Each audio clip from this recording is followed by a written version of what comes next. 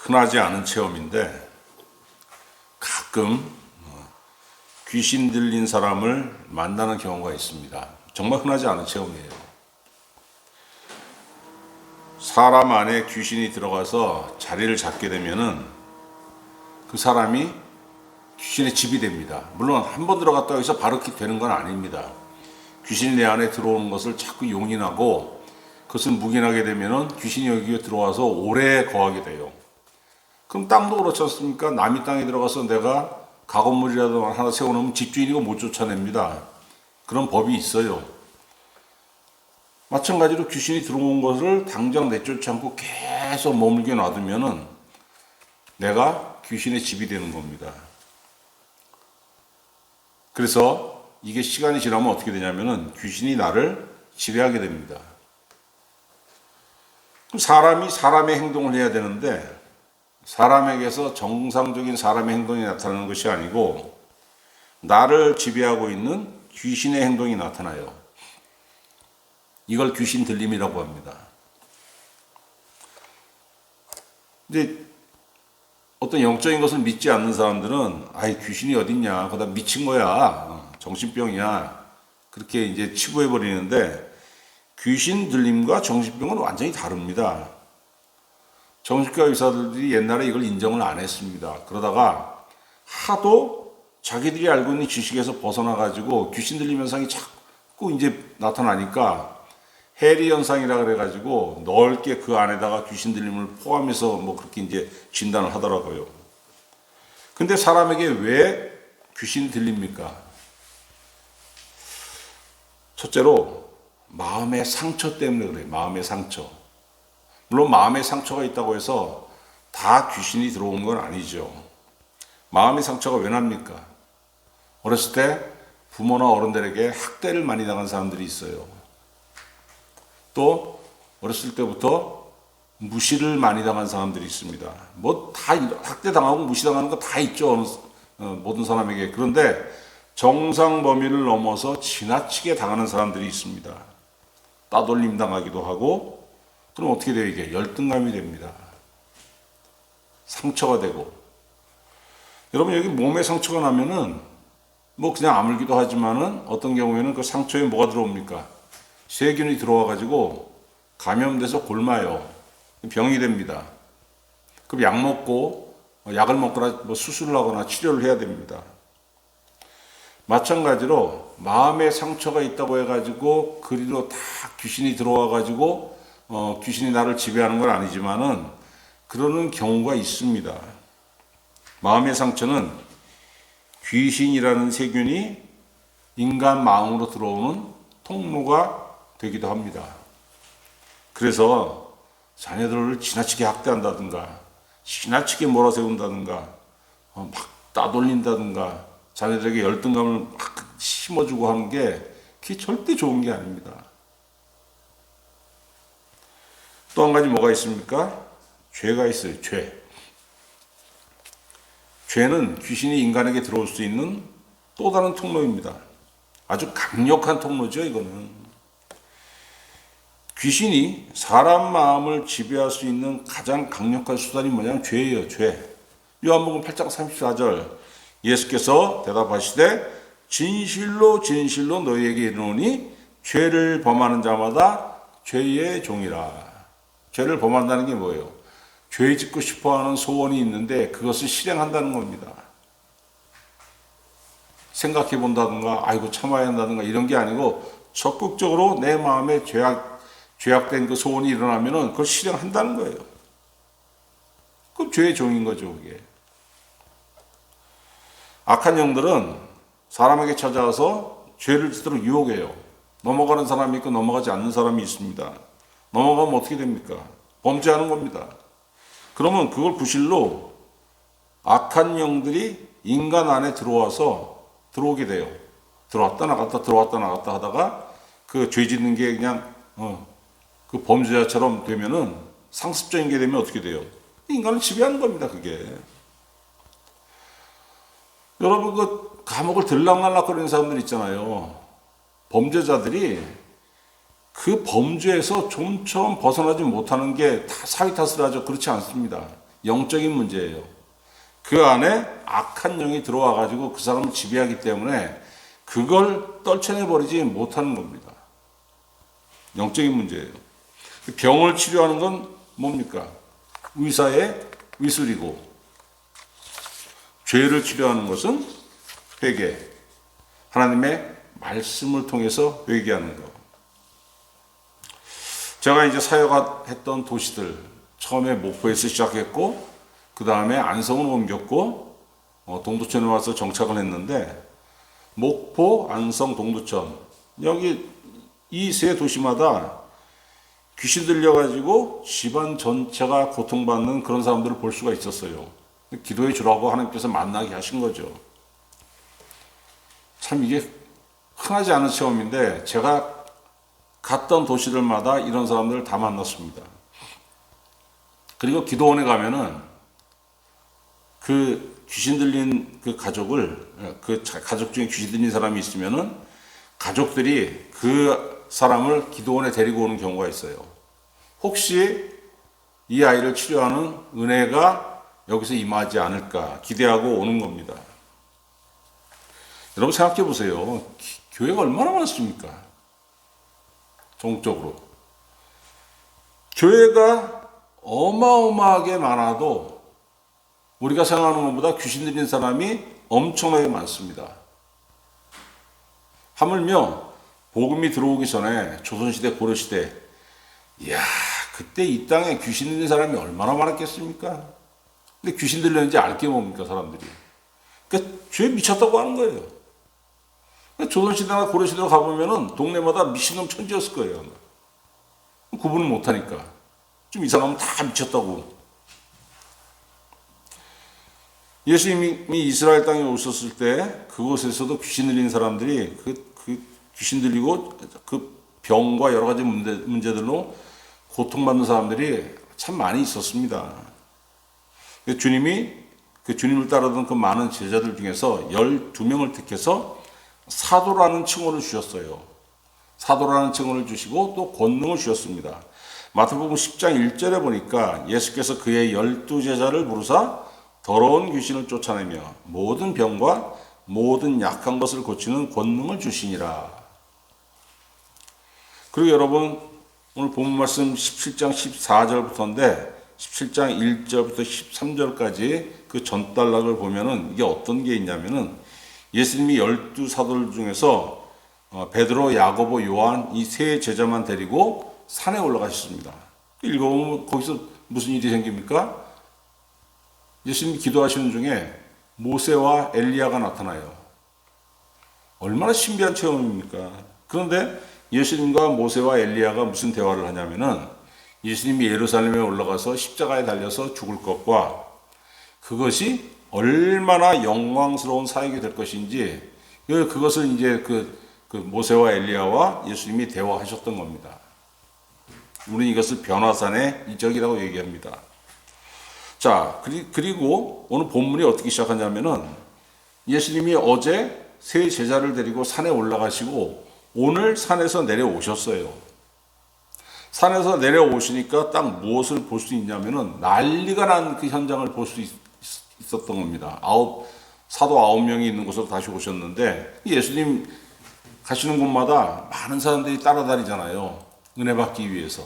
또 그 뭔가 책 잡아서 비난하기 위해서. 예수님이 세 제자만 데리고 산에 가셨고 밑에는 제자 9명과 사도 9명과 또 주님을 따르는 사람들 그리고 그 주님을 비난하기 위해서 그 쫓아다니는 사람들이 다 몰려 있었는데 난리가 난 겁니다. 저기 무슨 날인가 해서 와보니까 그 15절 보세요. 주여 내 아들을 불쌍히 여기소서 그가 간질로 심히 고생하며 자주 불에도 넘어지며 물에도 넘어지는지라. 심하게 귀신 들려가지고 그 불과 물이 있는 곳에 툭 하면 넘어지고 그 상처가 얼마나 많겠습니까? 그 간질이 아무 데서나 간질 발작을 막 하는 겁니다. 옛날에 빨래하다가 시골에서 이제 샘에서 빨래를 많이 했죠. 수도 시설이 없었으니까. 거기서 이렇게 빨래하다가 간질 발작이 일어나가지고 거기서 그 샘에 빠져서 죽은 사람도 있습니다. 제가 옛날 시골 살 때. 다른 사람, 같이 빨래하던 다른 사람들이 있으면 괜찮은데, 간질 환자가 혼자 빨래하다가 간질 발작이 일어나니까 그 샘에 앞으로 꼬꾸라져서 빠져서 죽은 거예요. 그러니, 그런 심한 간질 발작을 하는 아들을 둔 아버지의 마음이 어땠겠습니까? 온몸에 그냥 풀에 된 상처, 넘어져가지고 머리 깨진 상처, 그 부모 마음이라는 게 그게 이 아이를 데리고 주님한테 온 거예요. 좀 고쳐달라고. 근데 주님은 안 계시고 9명의 제자들에게 내 아들 좀 고쳐주세요 하고 부탁을 했는데 못 고친 겁니다. 그러니까 그 주님을 그 은혜 받기 위해서 쫓아다니던 그 사람들, 많은 무리들은 그걸 보고 수근수근거린 거예요. 아이고, 저기 제자들이 별 볼 일 없나 봐. 흉받겠죠. 동정하는 사람이 누가 있겠습니까? 다 사람들 심리가 그래요. 그런 걸 보면 그냥 수근거리고 아이고 별 볼 일 없나 봐. 제자들은 뭐 쫓아다니는 일 뭐. 그리고 항상 주님을 비난하기 위해서 기회를 엿보던 서기관과 바리새인들은 이때다 싶어가지고 그냥 제자들을 그냥 맹렬하게 막 비난하고 있었던 그런 현장이었어요. 예수님이 17절 뭐라고 하십니까? 믿음이 없고 패역한 세대요. 어느 특정한 사람들에게 말씀하신 게 아니고 그 자리에 있던 모든 사람들에게 이 말씀하신 겁니다. 왜 이렇게 말씀하셨느냐? 여러분 그 복음서 읽어보면은 귀신 들린 사람이 예수님 앞에 오면은 예수님 말씀 한번 하면 그냥 나가버립니다. 근데 그건 그럴 수밖에 없죠. 예수님 누굽니까? 하나님이잖아요.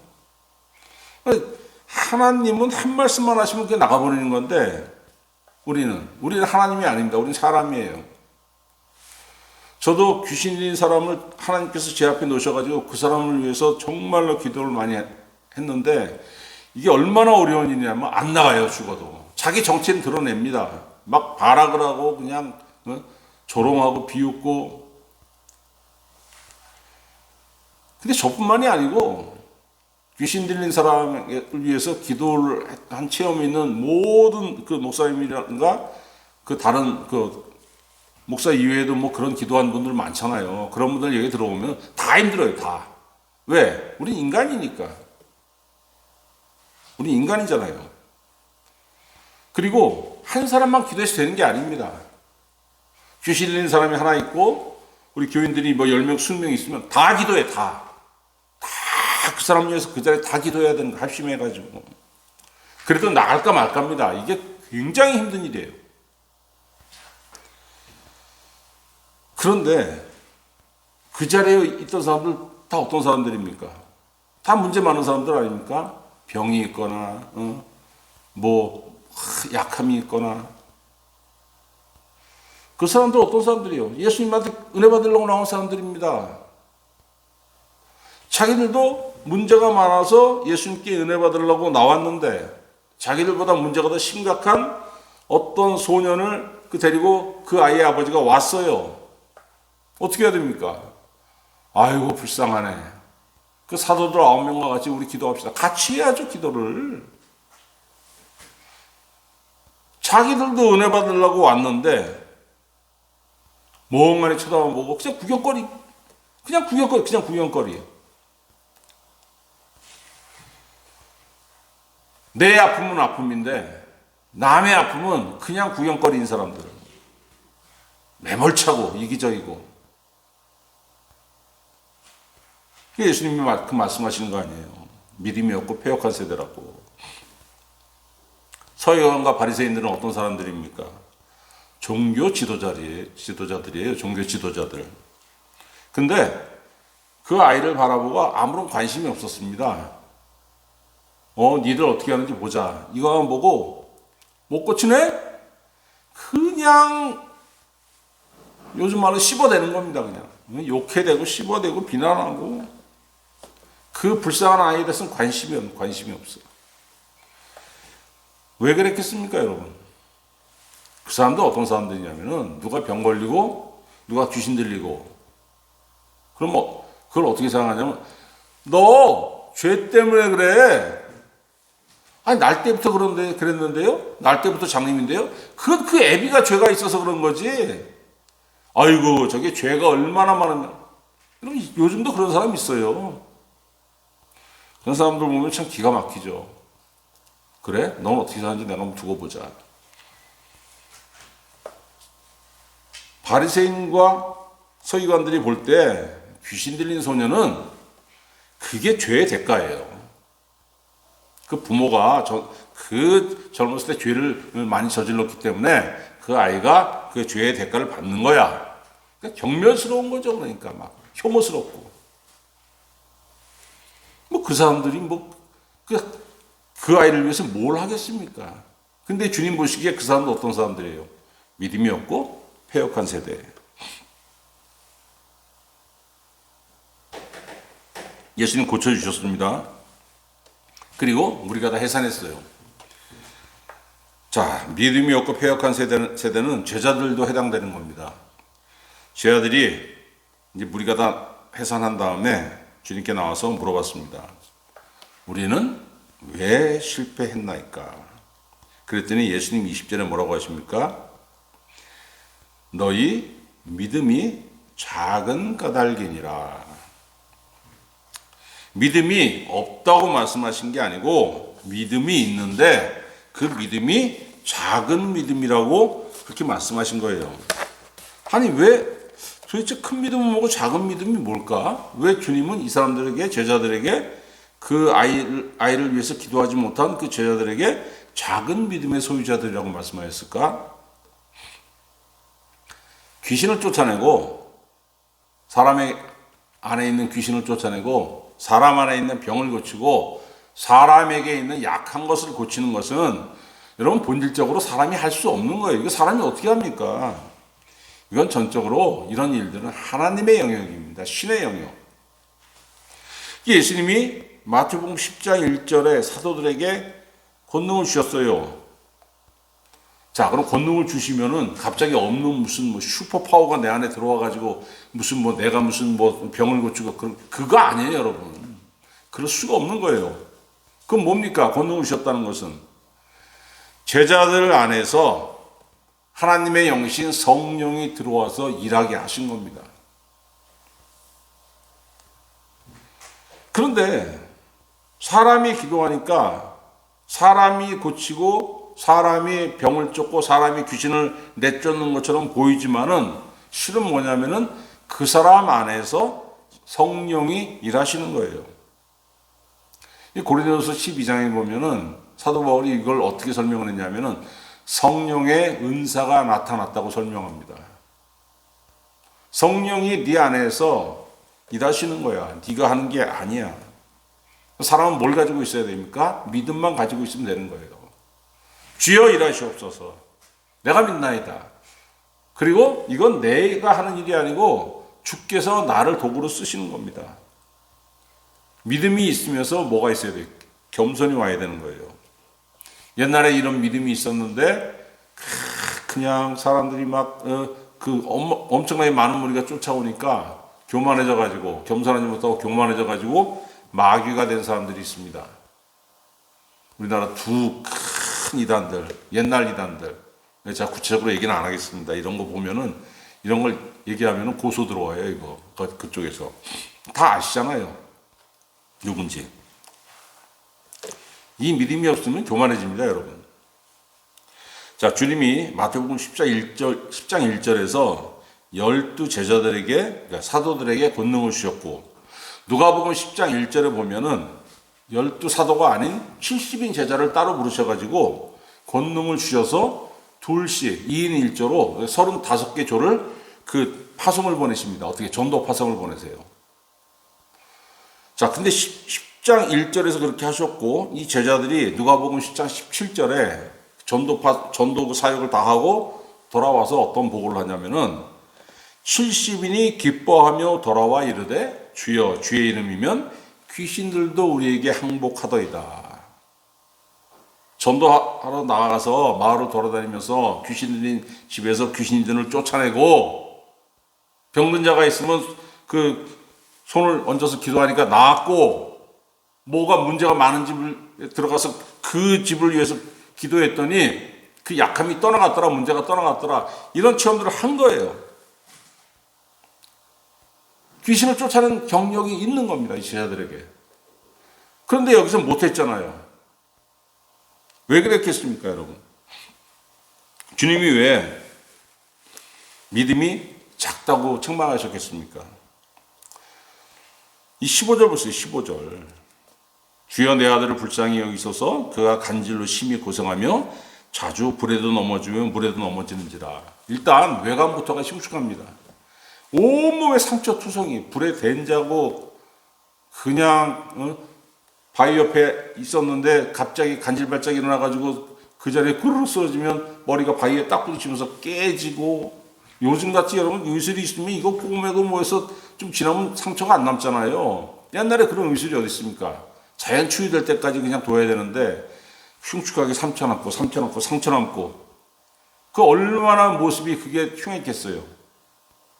그냥 겁먹은 겁니다. 아이고 심각하네. 이거 우리가 할 수 있겠나? 그 끔찍한 상황을 보고서 내가 아니라 내 안에 계신 하나님의 영이 사역하신다는 것을 망각한 겁니다. 지레 겁에 질려가지고 어이구 저거 어떻게 해? 어떡하지? 큰일 났네. 겁도 나고 또 무슨 생각이 있겠습니까? 이렇게 많은 사람들이 보고 있는데 저거 못 고치면 아이고 이게 무슨 망신이야. 또 그냥 저 바리새인들이 또 비난할 게 그 겁도 나고, 그러니까 온갖 계산이 머릿속에서 왔다 갔다 하는 복잡한 거예요. 그래서 여러분 예수님이 제자들에게 믿음이 작다고 하신 겁니다. 너희가 믿음이 없는 건 아닌데 믿음이 작어. 그러니까 심각한 상황을 보고서 겁먹은 거야. 계산이 왔다 갔다 한 거야. 주님을 믿는 그 믿음이 애쓰지 못하고. 여러분 믿음이 작은 사람은 확신과 의심 사이를 방황해요. 왔다리 갔다리 될 것 같기도 하고 안 될 것 같기도 하고, 될까 안 될까, 될까 안 될까. 그러면 믿음이 없는 것과 똑같습니다. 열매가 없기 마찬가지예요. 왜?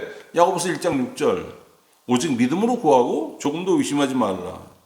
의심하는 자는 마치 바람에 밀려 요동하는 바다 물결 같으니 이런 사람은 무엇이든지 죽기 얻기를 생각하지 말라. 두 마음을 품어 모든 일에 정함이 없는 자로다. 우리도 다 체험했던 거 아닙니까? 두 마음을 품어 모든 일에 정함이 없이. 그러니까 뭔가 열매 없는 그런 행위를 얼마나 많이 했습니까? 왜? 두 마음을 품었기 때문에. 될래나 안 될래나, 될래나 안 될래나.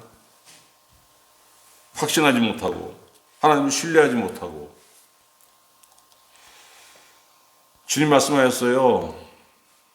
믿음이 작은 사람한테 필요한 게 뭐냐면은 겨자씨 하나일 만한 믿음.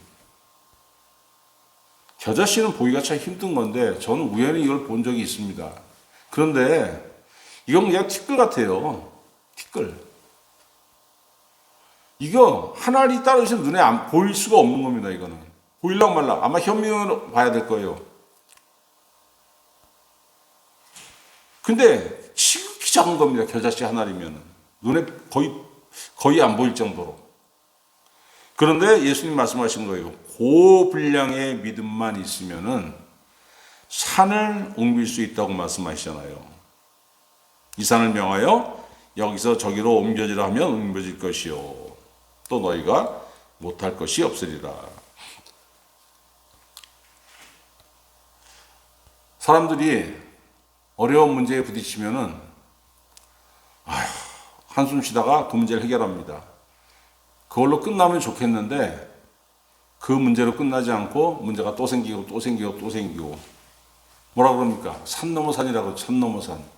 주님도 그 의미로 말씀하신 거예요. 산을 옮긴다는 것은, 산은 뭐예요? 내 삶을 가로막는, 내가 앞으로 나가야 되는데 앞으로 전진하는 것을 가로막는 장애물입니다. 인생의 장애물, 영혼의 장애물. 산을 옮긴다는 것은 문제를 해결한다는 거예요. 너희에게 겨자씨 하나일 만한 이 지극히 작은 믿음 하나만 있어도 너희의 앞을 가로막는 이 장애물, 이걸 옮길 수 있다고 주님 말씀하신 겁니다. 여러분, 죄악과 질병과 귀신 들림 이 세 가지는 인간의 삶의 질을 저하시키죠. 또 뭡니까? 천국으로 진행을 해야 되는데, 천국으로 나가야 되는데 그 길을 막는 거지 않습니까? 이 산이. 그런데 겨자씨 하나의 믿음을 가진다면은 인간이 천국의 은혜를 누리는 것을 막는 산들을 옮긴다는 겁니다. 주님 말씀하신 거예요. 주님이 성도들에게 약속하신 은혜가 있습니다. 뭡니까? 마가복음 16장 17절에 믿는 자들에게는 이런 표적이 따르니 곧 저희가 내 이름으로 귀신을 쫓아내며 새 방언을 말하며 뱀을 집으며 무슨 독을 마실지라도 해를 받지 아니하며 병든 사람에게 손을 얹은 즉 나으리라. 누구에게 해당됩니까? 겨자씨 한 알 분량의 믿음을 가진 사람들이 이런 사역을 행할 수 있다는 거예요. 그런데 이런 사역은커녕 이런 은혜는커녕 산에 가로막혀가지고 도저히 앞으로 나아가지 못하는 때가 얼마나 많습니까? 아유, 내 인생은 도대체 왜 이러나? 언제쯤이나 이게 풀릴라나? 하나님 앞으로 나갈 수 있는 겁니까? 이 괴로움의 때가 지나가게 하는 겁니까? 얼마나 여러분 이런 절망 속에서 우리가 겉으로는 표현을 안 해도 속으로 이런 절망할 때가 얼마나 많아요. 어떻게 해야 됩니까, 여러분?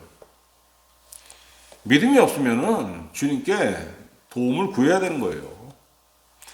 자, 이 똑같은 기사, 귀신 들린 아이, 이 아이를 주님께 데려온 이 똑같은 기사, 마태복음 말고 마가복음에 보면은 마가복음, 거긴 여기 없는 구절이 있습니다. 마가복음 9장 22절에 보니까 귀신이 그를 죽이려고 불과 물에 자주 던졌나이다. 그러나 무엇을 하실 수 있거든 우리를 불쌍히 여기사 도와주옵소서. 그랬더니 예수님 뭐라고 하십니까? 예수께서 이르시되 할 수 있거든이 무슨 말이냐? 믿는 자에게는 능치 못함이 없느니라. 곧 그 아이의 아버지가 소리를 질러 이르되 내가 믿나이다. 나의 믿음 없는 것을 도와주소서. 여러분, 이게 우리 모습과 얼마나 닮았습니까? 처음부터 하나님 원하시는 건 뭐예요? 네 앞에 산이 막혀 있구나. 힘들지? 무릎 꿇어. 기도해. 주여! 하고 믿습니다. 기도하면 되는 건데, 우리 그 앞에서 절망할 때가 얼마나 많아요. 좌절할 때도 많고, 될려나 안 될려나 계산도 해보고, 이건 뭐 신앙생활 이거 계속 해야 돼 말아야 돼 이 생각도 하고. 그런데 이 아이의 아버지도 마찬가지 아닙니까?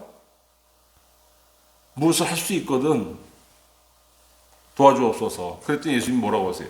할 수 있거든이 무슨 말이냐? 믿는 자에게 능치 못함이 없느니라. 자기 힘으로 안 되니까 예수님한테 도움을 구했어요. 예수님 바로 해답 주시잖아요. 믿어란 말씀, 믿어라. 할 수 있거든요. 무슨 말이냐? 믿어라. 그랬더니 여러분 어떻게 했어요? 그 아이 아버지가 소리질러 이르되 내가 믿나이다. 나의 믿음 없는 것을 도와주옵소서. 여러분 절대 믿음 생기는 거 정말 힘든 일이에요. 왜? 믿음은 내게 아니지 않습니까? 사람이 어떻게 믿습니까? 안 보이는 거를. 사람은 본능적으로 눈에 보이는 것만 계산하는 존재들이에요. 믿는 것은 누구의 일입니까? 하늘의 일. 하나님이 내 안에 은혜를 주셔야지만 내가 믿을 수 있는 겁니다. 안 보이는 걸 어떻게 믿어요? 믿음은 근데 여러분 믿음이라는 게 안 보이는 걸 믿는 거예요. 안 보이는 거 신뢰하는 거. 주님께 도움을 구할 때 주님이 우리에게 은혜를 주셔서 보이지 않는 것을 믿게 하시고 내 계산으로 가능하지 않은 것을 되게 하시고. 두 번째 뭡니까 여러분? 20절에 분명히 말씀하셨어요.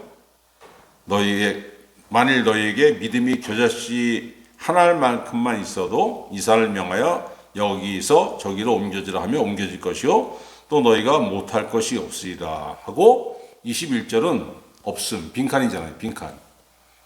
아니 21절 왜 빈칸이지?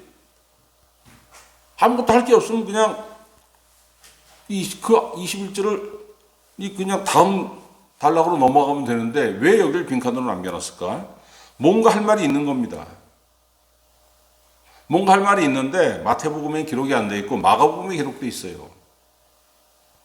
마가복음에 주님이 뭐라고 말씀하셨냐면은 제자들이 우리는 왜 쫓아내지 못하였나이까 주님께 물어보니까 주님 뭐라고 말씀하시냐면은 기도 외에 다른 것으로는 이런 유가 나갈 수 없느니라.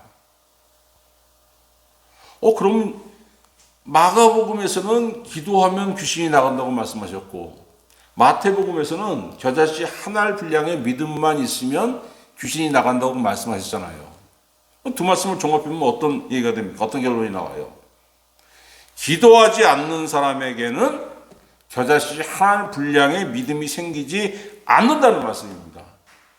반대로 기도하면 산을 옮길 수 있는 겨자씨 한 알 분량의 믿음을 하나님께서 주신다는 약속이에요. 그러니까 산을 옮길 수 있는 겨자씨 한 알의 믿음은 주님께 기도하는 사람의 몫입니다. 기도하는 사람이 믿음으로 산을 옮기고 은혜의 열매를 맺는 거예요. 자기 인생에서.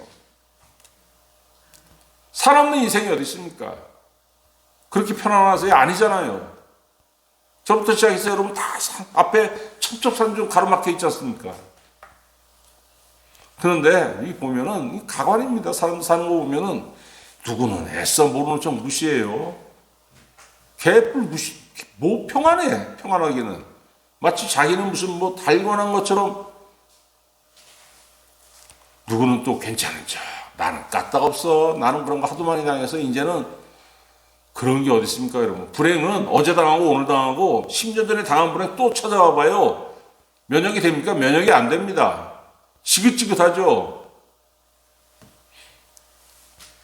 누구는 또 어떻습니까? 다 포기하고서 다 포기하고. 될 대로 되라. 내가 이 땅에서 무슨 영화 보겠냐? 아유, 뭐 죽으면 죽고, 안 걸리면 뭐 죽는 거고, 뭐 사업 망하면 무슨 뭐 노숙자 되면 되는 거지. 다 포기하고 사는 사람들도 있어요. 그건 여러분 인생이 아닙니다. 그런 거는. 우리는 주님 뭐라고 말씀하시는 겁니까? 네 앞에 산 그거 넘어야지. 네 앞에 산 옮겨야지. 어떻게? 네 심령 속에 겨자씨 하나의 믿음의 분량이 있으면 옮겨지잖아. 네가 기도하지 않으니까 그게 그대로 있는 거 아니야.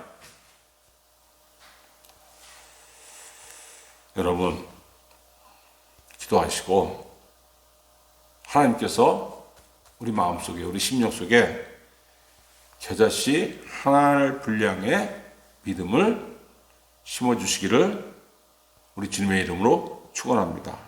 그때 어떤 일이 생겨요? 내 삶을 가로막는 산이 옮겨지고 하늘의 은혜가 내 안에 들어오는 거예요. 이 은혜로 여러분 인생 사시기를 우리 주 예수 그리스도의 이름으로 축원합니다.